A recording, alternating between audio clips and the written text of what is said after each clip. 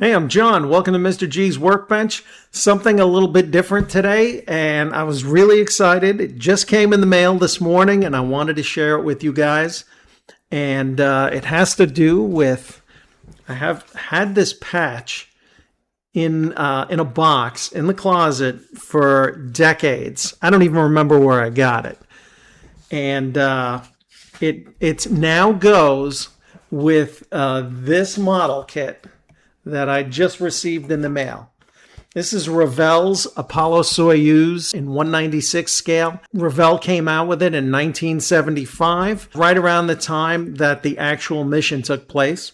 And for those of you that were born after 1975 and maybe haven't heard of this, I'll give you a quick 5,000-foot recap of what took place. Bear in mind the Cold War and the space race between the United States and the Soviet Union back in the 50s, 60s, through the 70s, into the 80s. Back around 1972, the President of the United States, Richard Nixon, met with the Soviet premier at the time, Alexei Kosygin. One of many discussions had to do with ending what was considered the space race, the competition ongoing between the Soviets and the United States. The Soviets and the United States would cooperate in manned spaceflight.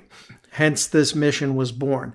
It finally took place in 1975 in July. The United States launched its final Apollo spacecraft, and the Soviets launched the Soyuz, and they met up in space and docked. There was a special docking module that was created because the United States spacecraft and Soviet spacecraft used different systems, obviously different radios.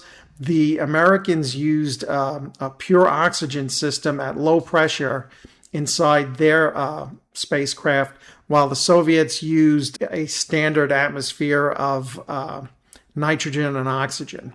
So this docking module was going to facilitate the two spacecraft coming together. The commander of the Apollo spacecraft was Thomas Stafford. He goes through the hatch and meets up with the Soviet commander, Alexei Leonov. They shake hands, and then over the course of 2 days, they ate together, they talked, and they performed a series of experiments together. And that was considered the end of the space race. And like I said, it was the last Apollo spacecraft mission. Revell came out with this. I remember when I was 10 years old, I had this kit. When I saw this still sealed on eBay, I bit. And it wasn't a lot.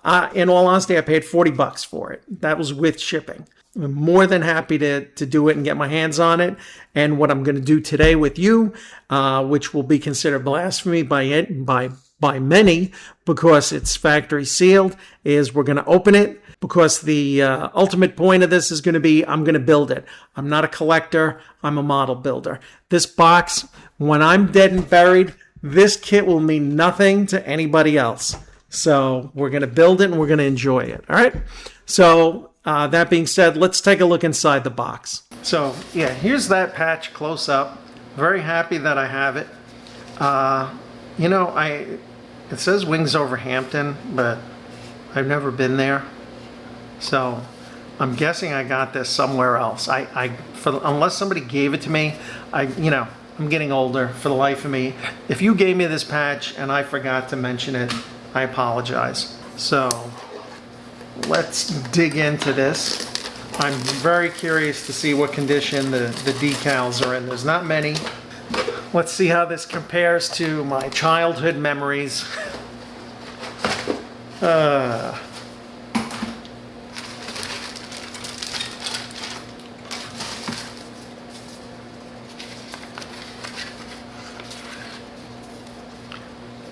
Those are in amazingly good shape, and hopefully they don't disintegrate when I go to use them.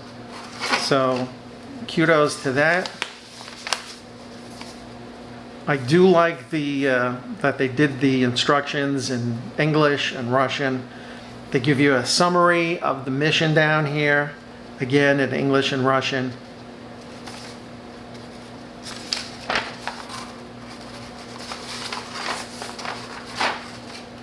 You've got the command module instructions, service module instructions, the docking module.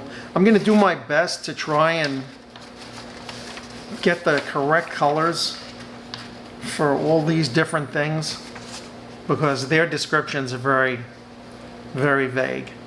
So I'm just, like I said, I was fascinated by this as a kid. You even get a stand for it. And I'm, like I said, I'm like a kid in a candy store with this.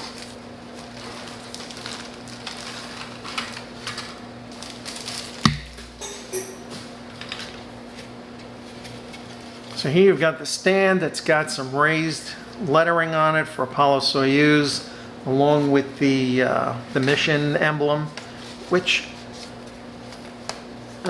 just might fit on there. And then the exhaust bell for the Apollo service module. Some other thing on there. So you can kind of judge by my hand how big this stuff is. Service module, command module.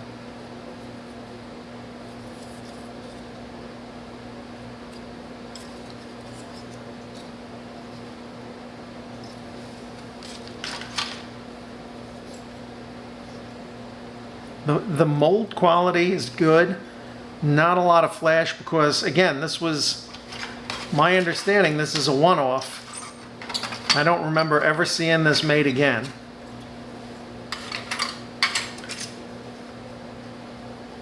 There's the Soyuz capsule and the docking module.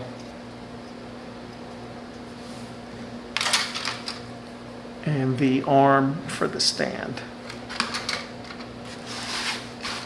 Not much, but what a lot of memories for me.